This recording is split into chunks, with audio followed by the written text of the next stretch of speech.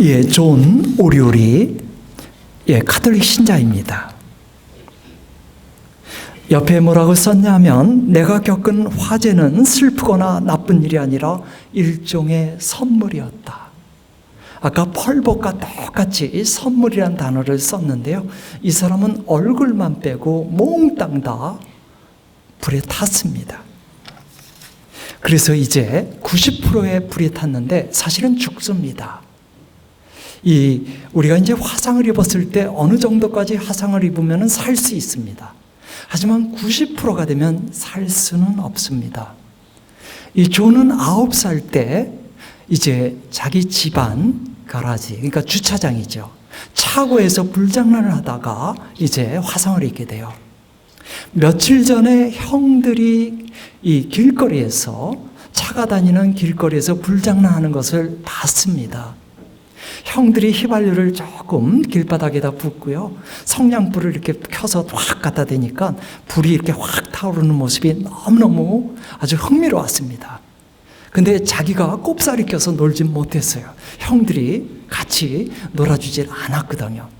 하지만 그걸 보고 너무너무 흥분돼 가지고 자기 집에 차고에 휘발유가 있는 걸 기억했어요. 그래서 자기가 그걸 갖고 놀기로 작정한 겁니다. 그건 토요일 날 아침에 엄마 아빠가 성당을 갔습니다. 그걸 알고 있었죠. 토요일 날 아침에 엄마 아빠가 성당 가는 거. 그리고 형과 누나는 잠을 자고 있었어요. 그래서 이제 혼자 일찍 일어나서 아무도 없는 그 시간 차고에서 불장난을 하려고요. 근데 아직은 어리니까 불장난을 제대로 해야 되는데 어떤 식으로 했냐면, 휘발유 통을 열고요, 그 휘발유 통에다가 성냥불을 켜서 댄 겁니다. 불이 붙는 그 순간 커다란 기운과 함께 이 존은 나가 떨어졌는데 기절해 버렸어요. 그래서 차고 저쪽 벽에 가서 부닥쳐서 기절했다가 깨어나서 보니까 온몸이 다 불에 타고 있어요. 그리고 집안은 무너내리고 있고요, 불 속에. 그리고 불 건너편에 형하고 누나가 어쩔 줄 몰라 하고 있는 거예요. 이 불 속에 들어와서 이 동생을 꺼내야 되는데 불길이 너무 세니까요. 겨우겨우 꺼내는 냈습니다만은 얼굴을 빼고 90%가 다 타버렸습니다. 이 앰뷸런스가 와서 병원에 데리고 갔는데 이제 집중적으로 몇 시간을 치료한 다음에 비로소 눈을 떠요. 눈을 떴는데 너무 괴로워요. 왜냐하면 온몸이 다 쭈그러들고 있거든요. 이게 불에 탔으니까요. 너무너무 고통스러운데 보니까 엄마 얼굴이 보여요. 엄마 얼굴이 보이니까, 엄마, 나 이제 죽는 거야? 그러니까 너무 아프니까, 나 이제 죽는 거야 그랬어요. 그랬는데 엄마가 이런 식으로 대답을 한 겁니다. 존, 차라리 죽는 게 낫겠니? 그래도 돼. 네가 결정하면 된단다. 9살짜리 인간에게, 9살짜리 어린애에게 살지 죽을지를 알아서 결정하라는 거예요, 엄마가. 엄마가 알죠. 아들은 못 삽니다. 의사도 그렇게 얘기했고요. 90%가 탔기 때문에 못 살아요. 근데 이 아들이 물어보는 거예요. 엄마, 나 이제 죽는 거야. 엄마는 이런 식으로 얘기할 수 있었어요. 그럼 괜찮아. 죽기는 왜 죽어? 너는 이제 곧 집에 갈 거야. 이런 식으로 우리 보통 그렇게 하죠. 근데 엄마는 진실을 얘기했습니다. 존, 차라리 죽는 게 낫겠니? 그래도 돼. 네가 결정해야 한다. 이 9살짜리 존이 살기로 결심해요. 결국 살아냅니다. 그리고 6개월 뒤에 드디어 집으로 돌아가요. 하지만 그때부터 시작이에요. 이제 27번에 걸친 이식치료를 받게 될 거예요. 하지만 아무튼 6개월 만에 집으로 돌아가니까 얼마나 기쁩니까? 근데 집으로 돌아갈 때 그의 모습은요, 이런 식이었어요. 이 두 손이 안 보이는데 저 오른손이, 손은 부목이 되어 있어요. 그리고 왼손도 부목이 되어 있고요. 그러니까 이 양쪽의 손이 자유롭지가 않습니다. 이게 다 탔기 때문에요. 이 존이 6개월 만에 집에 돌아오니까 존이 가장 좋아하는 음식을 엄마가 마련했습니다. 그건 환영식이죠. 근데 음식을 먹을 수는 없어요. 누나가 옆에서 포크로 해서 이렇게 먹여주려고 하는데 엄마가 포크 내려놔. 존이 알아서 먹을 거야. 이러는 거예요. 알아서 못 먹거든요. 두 손이 이렇게 다 부목이 돼 있으니까.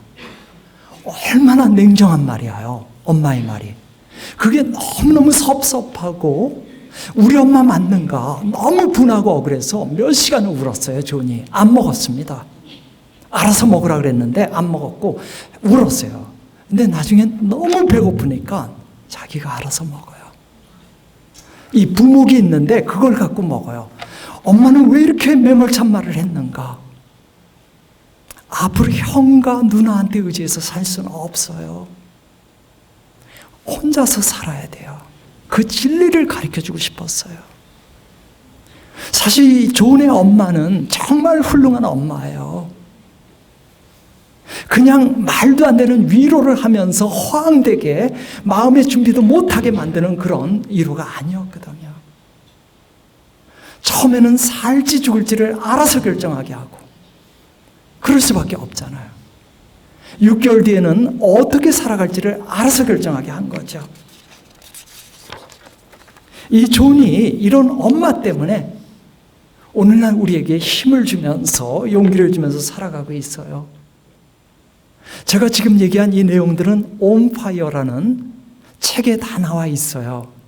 우리말로 번역되어 있는 거죠. 그리고 그 옆에 모습은 저렇게 뭉그러진 손으로 해서 이 책을 쓴 겁니다. 저는 서강대 학생들을 가르치고 있는데요. 학부생도 가르치고 있는데요. 학부생들 중에 누가 삶이 힘들어서 저를 찾아오면 저는 많은 얘기는 안 합니다. 뭐 때문에 그렇게 힘든지 한 45분 듣고 나서 5분 정도 제가 얘기할 차례에 저는 이 책을 하나씩 줍니다. 그것으로 충분해요. 이 책을 꼭 읽어보렴 하고는 어깨 한번 두들겨주고 보내는데요. 굉장히 용기를 얻어요. 나이에 관계없이 고통을 적극적으로 받아들인 사람들은 아주 성숙해요. 저는 이 책을 밑줄을 쭉쭉 그으면서 읽었어요. 그 중에 2개만 나눌게요. 인생의 진짜 주인이 된다는 건 행복만이 아니라 시련도 기꺼이 받아들일 수 있는 인생을 사는 것이다. 우리가 눈앞에 시련을 담담하게 껴안을 수 있을 때 그건 더 이상 삶이 무너지는 비극이 아니라 삶을 바꿔버리는 전환점이 된다. 여기서 눈앞에 시련을 담담하게 껴안을 수 있을 때 예수님께서 그랬습니다. 매일같이 자기 십자가를 안고서 시련을 안는다는 것. 이분 가톨릭 신자입니다. 예수님의 가르침을 자기 언어로 표현한 것이죠. 또 다른 제가 감동적으로 읽었던 건 이겁니다. 또 오늘날 내 인생을 아름답고 의미 있게 하는 것들은 모두 그날의 화염이 만든 비극을 통해 태어났다. 고통스러운 회복기를 보내면서 나는 더 성숙해졌고 한층 담대해졌으며 다른 사람의 상처에 더욱 깊이 공감할 수 있게 되었고 정말 중요한 것이 무엇인지 알아보는 안목과 내가 할 수 있는 일에는 대담하게 도전하는 정신을 가졌다. 나는 내 삶의 어떤 것도 당연하게 생각하지 않는다. 매일의 삶에 감사할 줄 안다. 2번째 목숨을 얻은 사람들, 제2의 인생을 사는 사람들은 어떤 것도 당연시 생각하지 않습니다. 말기암에서 회복된 사람들, 모든 것을 하느님께 감사하며 삽니다. 그러니까 삶을 대하는 태도가 이젠 달라진 것이죠. 언제나 함께 하시는 그분과 함께 그분의 섭리 속에서 자신의 삶이 이루어짐을 감사드리죠. 우리가 이제 고통을 받아들여야 돼요. 원하든 원하지 않든 어쩔 수 없이 고통은 받아들이게 되는 것이니까요. 근데 이제 우리는 적극적으로 받아들이자는 거죠. 그냥 고통의 피해자가 돼서 눈물과 한숨 속에서 살아가는 것이 아니라 적극적으로 고통을 좀 안자라는 얘기를 하는 건데요. 이 도자기 공방에 가면 2 종류의 도자기가 있습니다.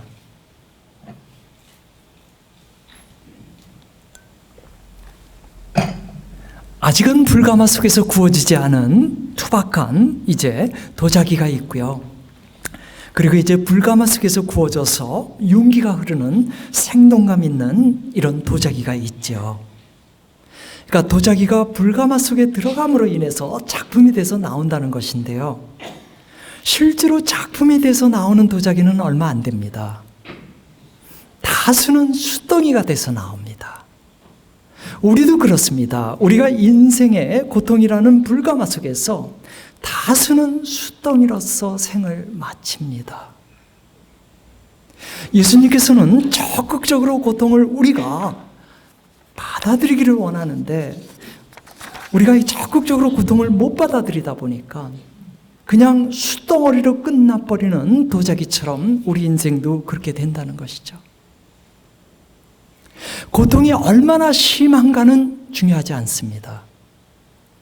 그것이 어떤 고통이든 내가 고통을 대하는 태도가 있습니다.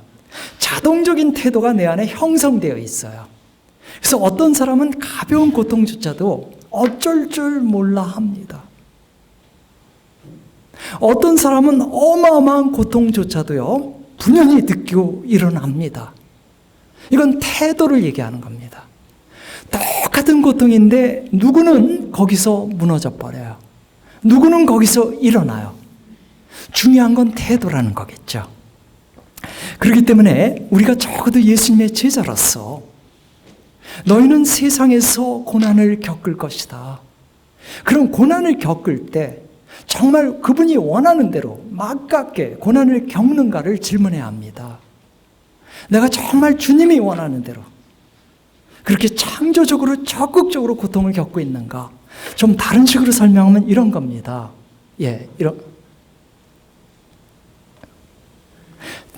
내가 지금 겪고 있는 이 고통이 나를 성숙시키고 있는가?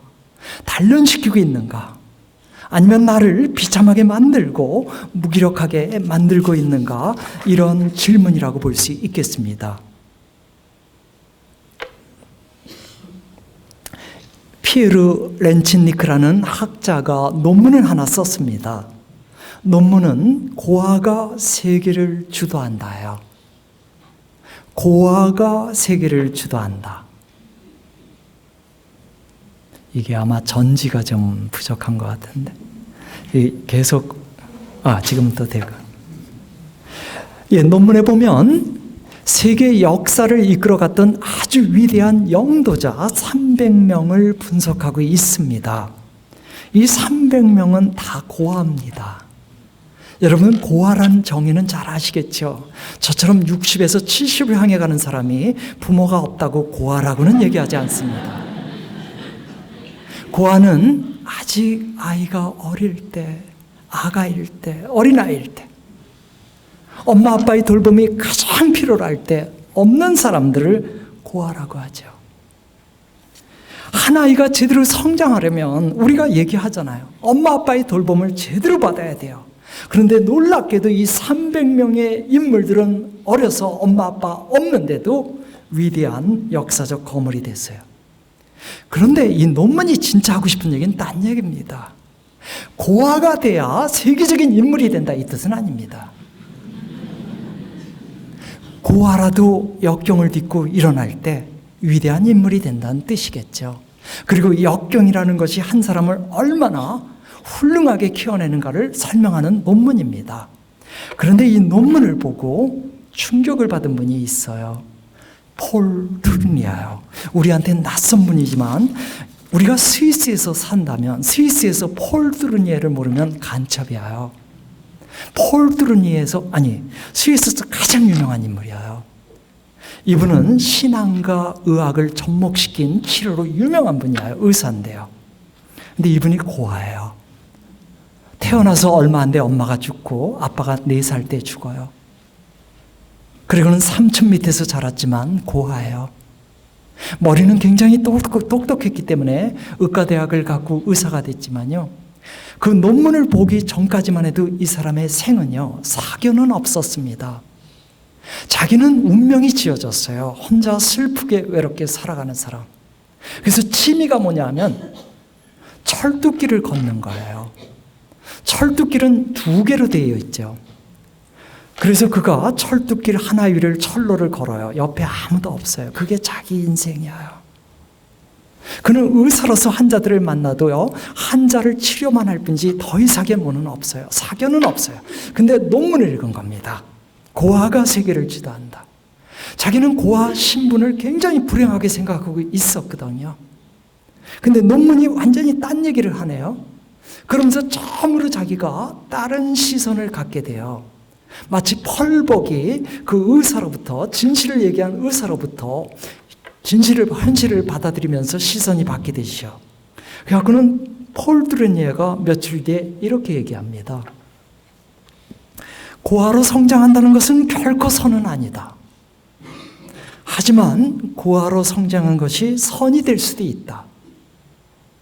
고아로 성장하는 어려운 환경을 창조적으로 대할 수 있다면 선이 될 수 있다. 그는 완전히 사람이 바뀌어버립니다. 지금은 스위스에서 가장 훌륭한 사람이에요. 그러니까 자신의 그 운명을 그전까지는 한탄 속에서 바라다봤는데 지금은 그걸 갖고서 적극적으로 살아가는 인간이 된 것이죠. 이분은 신자기 때문에 당연히 예전부터 성경을 읽었죠. 하지만 전혀 들어오지 않은 구절이 하나 있었어요.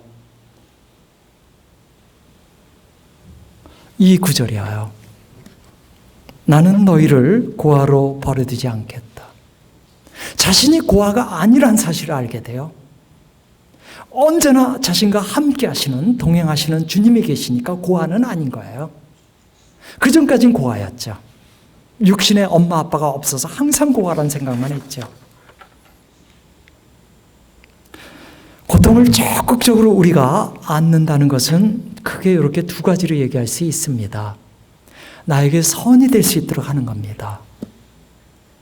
그러니까 그전까지는 그냥 왜 나에게 이런 고통이, 이런 식의 질문을 던졌다면 이제부터는 그게 아니라 이 고통 속에서 이것이 나에게 선이 되도록, 또 적극적으로 받아들인다는 것은 다른 이에게도 선이 될 수 있도록 하는 겁니다. 어린아이가 아직 불이 뭔지 모를 때 활활 타오르는 불 속에 신기하니까 손가락을 놓아봐요.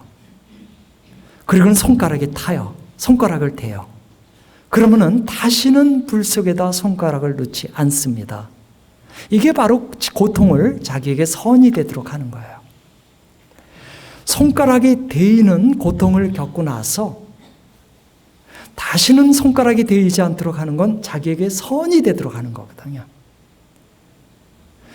우리 삶에 고통이 없을 수는 없는데 고통이 주어졌을 때 나에게 선이 될 수 있도록 그 고통을 받아들인다는 겁니다. 아주 쉬운 예들이죠. 저희 서강대에서는 하루에 1-2명 꼴로 꼭 계단에서 내려오다가 스마트폰 보면서 내려오다가 넘어져서 다리가 부러져요. 아무리 학생들한테 그러지 말으려고 해도 해요. 근데 부러진 아이들은 달라요. 내려올 때 멈춰서 스마트폰을 보면 봤지 내려오면서 스마트폰을 보진 않아요. 자신에게 선이 되도록 하는 거예요. 우리도 모르게 고통을 갖고 나에게 선이 되도록 합니다.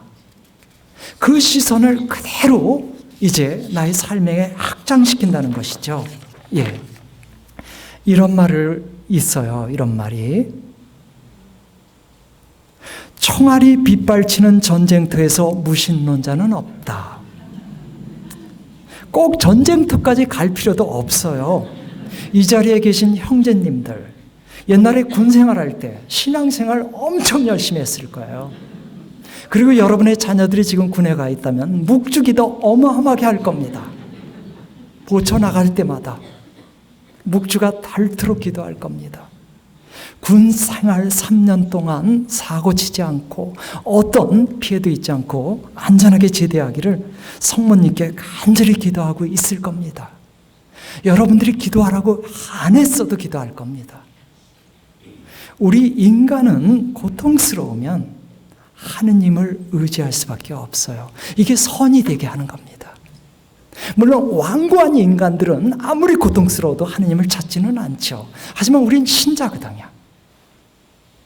고통 속에서 우리가 하느님을 다시 한번 찾게 되고요. 가장 우선적이고 본질적인 것이 뭔가를 찾게 되는 겁니다. 성경에 부르심을 받은 인물들을 보게 되면 거의 하나같이 삶의 고통 속에서 부르심을 받습니다. 아주 예외적으로 이사야만 성전에서 기도하다가 부르심을 받아요. 나머지들은 거의 다 피와 땀과 눈물 속에서 우리와 똑같습니다. 허걱대면서 살다가 부르심을 받습니다. 구체적으로 예를 들어보면 모세가 이집트 왕자란 신분 속에서 정말 귀하게 살다가 자신의 신분을 깨달은 다음에 유다인들을 괴롭히는 이집트 병사를 죽이지 않습니까? 그리고는 발각이 되면서 도망치죠. 그리고는 미디안 광야에서 정말 무명의 인간이 되어 살아갑니다. 무려 40년 동안. 그러다가 부르심을 받죠. 아모스가 마찬가지로 광야에서 양을 치고 돌무화과 나무를 치다가 공고한 삶이죠. 부르심을 받습니다. 시몬 베드로가 밤새 물고기를 잡으려고 했지만 한 마리도 못 잡은 바로 그날 부르심을 받습니다. 바르톨로메오가 소경이 길바닥에서 구걸을 하면서 먹고 살던 소경이죠. 그 길바닥의 척박한 삶, 그 자리에서 부르심을 받아요. 이사야를 뺀 모두가 피와 땀과 눈물 속에서 부르심을 받았어요. 왜 그랬을까요? 뒤집어서 얘기하면 우리 인간은 삶이 윤택할 때는 하느님이 들리지 않습니다. 하느님이 기억나지 않습니다. 하느님은 언제나 우리와 함께 하려고 하지만 우리는 삶이 윤택하면, 삶이 평안하면 하느님을 잊어버립니다. 에덴 동산에서 아담과 하와가 그보다 더 좋은 삶은 없었죠. 하느님을 잊어버립니다. 하느님께서 일부러 고통을 주지는 않습니다. 하느님이 일부러 아담과 하와가 선악과를 따먹도록 하진 않았습니다. 하지만 삶은 고통이 와요. 우리 삶의 고통이 오게 되면 우리는 비로소 하느님을 바라다 봐요. 비로소 하느님의 소리를 기억해요. 오죽하면 성경에서 부르심 받은 사람 중에 거의 대다수가 고통 속에서 부르심 받았거든요. 이 자리에 계신 형제 자매님들도 주님께 신앙으로 응답한 바로 그날을 생각하시면 대다수가 삶의 고통이었을 겁니다. 우리는 고통스러울 때 비로소 하느님을 찾습니다. 그게 바로 나에게 선이 되게 하는 겁니다. 우리가 이제 회사에 취업을 하게 되면 이력서를 씁니다. 이력서에 꼭 들어가는 게 학력과 경력이죠. 하지만 정말로 중요한 거 그걸 빼뜨렸어요. 고력입니다. 고통의 경력이에요. 이게 제일 중요합니다. 회사에 들어오는 사람들은 이제 대학생들이죠. 이제 졸업한 대학생들, 한 20대 후반이죠. 나름대로 고통을 겪고 살아왔어요. 그러면은 그 사람이 어떤 사람인지 정말 알고 싶다면 학력이나 경력은 아닙니다. 삶의 고통을 어떻게 그가 대면했는지를 알아야 합니다. 저는 매 학기마다 학부생들을 가르칠 때 고백성사 보듯이 자기 삶의 상처와 어두움을 쓰라고 얘기합니다. 그리고는 하나하나 읽으면서 기도해 주는데요. 뼈대가 없어요. 그냥 속수무책으로 당할 뿐이지 단단한 뼈대를 갖고 삶에서 고통을 대면하는 학생들은 참 드뭅니다. 고력이라는 걸 봐야 합니다. 내가 또 당할 뿐이지 단단한 뼈대를 갖고 삶에서 고통을 대면하는 학생들은 참 드뭅니다. 고력이라는 걸 봐야 합니다. 내가 지난날 삶을 살아오면서 어떤 고통의 경력을 쌓았는가? 내가 그 고통 속에서 정말 가장 본질적인 것, 우선적인 것을 바라다보는 그런 훈련이 되어 있는가? 이런 질문을 좀 던져야 합니다. 적어도 우리가 2020년은 이제 새로운 자세를 살아야 합니다. 임마누엘 주님과 함께 고통을 새로운 자세로 대면해야 합니다. 이 글은 직장암과 폐결핵으로 여러 번 사지를 넘었던 미우라 아야코가 한 고백이에요. 병들지 않고서는 드리지 못할 기도가 따로 있습니다. 병들지 않고서는 믿을 수 없는 기적이 따로 있습니다. 병들지 않고서는 들을 수 없는 말씀이 따로 있습니다. 병들지 않고서는 가까이 갈 수 없는 성소가 따로 있습니다. 병들지 않고서는 우러러볼 수 없는 얼굴이 따로 있습니다. 병들지 않고서는 나는 인간이 될 수조차 없습니다. 아까도 말씀드렸지만 우리는 고통 중에 비로소 하느님을 찾게 됩니다. 그 고백을 한 겁니다. 미으라야코가요. 고통이 나에게 선이 된다는 것은 하느님을 우리가 찾게 되는 것도 있고요. 또 내가 단련되는 것도 있습니다. 내가 고통을 통해서 성장하는 거죠. 히딩크 감독이 이 땅에 처음 왔을 때요. 우리가 뉴스 때 처음으로 들은 단어가 있어요. 파워란 단어죠. 힘을 가리키는 영어 단어인데요. 파워 훈련이에요. 지금은 파워 훈련이란 말이 아주 익숙한 말이지만 그때는 처음이었습니다. 히딩크 감독이 와서 처음으로 그 말을 들어요. 파워 훈련, 이걸 선수들은요 지옥 훈련이라고 불렀어요. 지옥 훈련. 그래서 그 훈련을 마치면 그 다음날은 대표팀에 다시 가고 싶지 않을 정도로, 그러니까 대표팀이란 영예보다도요 하루 훈련이 얼마나 힘들면 지옥 훈련이라서 다음날 그 팀에 들어가고 싶지 않을 정도로. 그런데 이 지옥 훈련을 받은 그 선수들이 우리가 잘 알다시피 4강까지 올라갈 정도로 체력과 골 결정력과 순발력 모든 거에서 탁월해졌죠. 고통은 우리를 단련시켜요. 그 고통을 우리가 적극적으로 받아들이게 될 때 그것이 우리를 단련시킨다는 것이죠. 헬렌 켈러는 태어나면서부터 보지도 못해, 듣지도 못해, 말하지도 못해, 정말 보통 사람들하고는 완전 다른 인생을 살아야만 했죠. 헬렌 켈러가 한 말이에요. 시련과 고통의 경험을 통해서만 강한 영혼이 탄생하고 통찰력이 생기고 일에 대한 영감이 떠오르며 마침내 성공할 수 있다. 하느님은 용기 있는 자를 결코 버리지 않는다. 우리가 할 수 있는 최선을 다할 때 우리의 삶에, 아니 타인의 삶에 어떤 기적이 일어날지 아무도 모른다. 딴 사람도 아니고 헬렌 켈러가 한 말입니다. 보지도 못하고 듣지도 못하고 말하지도 못하는 사람이 한 말이야. 진실입니다. 고통이 나에게 선이 된다는 것은 우리가 하느님을 다시 찾게 되는 것은 물론이고요. 나를 단련시키고 나를 성장시킨다는 것이죠. 나아가서 그 고통을 통해서 내가 하느님 섬김의 도구가 될 수도 있습니다. 개인적으로 저를 보면 그런 것 같아요. 제가 이제 수도원에 들어가게 된 직접적인 계기는 제가 고통을 통해서였거든요. 어느 날 새벽에 제가 쓰러집니다. 그래서 급하게 성모병원으로 옮겼는데 병명을 모르겠대요, 의사들이. 하지만 일단 수술을 좀 해야겠대요. 그랬을 때 제가 병명을 모르는데 일단은 좀 잘라봐야겠다 할 때 제가 주님께 기도드렸어요. 살아서 나가면은 이제는 수도원에 들어가겠다고요. 이제는이란 단어는 계속 제가 도망 다녔거든요. 그러니까 고통이라는 것이 하느님의 섬김의 도구가 될 수도 있다는 것이죠. 고통이 나에게 선이 될 수 있도록 그 고통을 받아들이는 게 있고요. 계속해서 고통이